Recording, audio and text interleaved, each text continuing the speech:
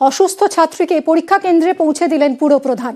Alipurduar New Town high স্কুলের ছাত্রী শান্তনী পাল। শান্তনীর পরীক্ষার সিট পড়েছে বাবুপাড়া গার্লস হাই স্কুলে। শনিবার থেকেই অসুস্থ মেধাবী ছাত্রী শান্তনী পাল। কথা বলবো রাজকুমার আমাদের প্রতিনিধির সঙ্গে। রাজকুমার, এই অসুস্থ ছাত্রীকে আজ পৌঁছে দেওয়া হলো পরীক্ষা কেন্দ্রে, ঠিক কি ছবি?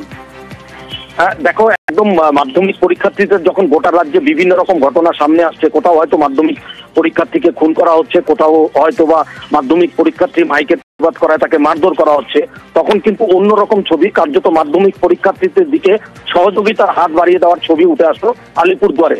আলিপুরদুয়ার পুরসভার যে পুরপ্রধান বাবলু কর, তিনি কিন্তু এক মাধ্যমিক পরীক্ষার্থী অসুস্থ হয়ে যাওয়ায় তার পরিবারের পক্ষ থেকে পুরসভার যে হেল্পলাইন সেখানে ফোন করা হয় এবং ফোন পেয়েই কিন্তু পুরপ্রধান নিজে তার গাড়ি নিয়ে ওই ছাত্রীর বাড়িতে চলে যান। আলিপুরদুয়ার শহর লাগোয়া বাদলনগরে ওই ছাত্রীর বাড়ি।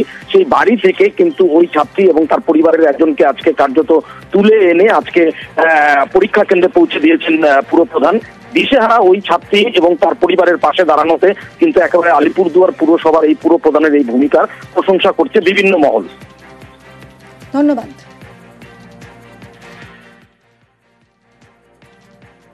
শনিবার দিন এই মেয়েটি অসুস্থ হয়েছিল, তার শনিবার দিন আমরা গাড়ি করে পৌঁছে দিয়েছিলাম। আজকেও তিনি অসুস্থ আছেন, তো আজকে আমাদেরকে বললেন তো যে পরীক্ষা কেন্দ্রে পৌঁছে দেওয়ার জন্য।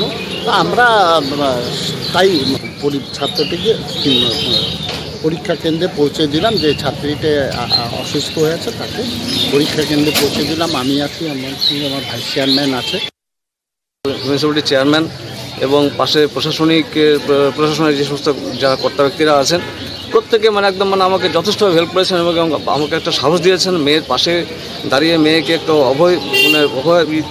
সাহসের জায়গাটা পৌঁছে দিয়েছেন যাতে পরীক্ষাটা দিতে পারে।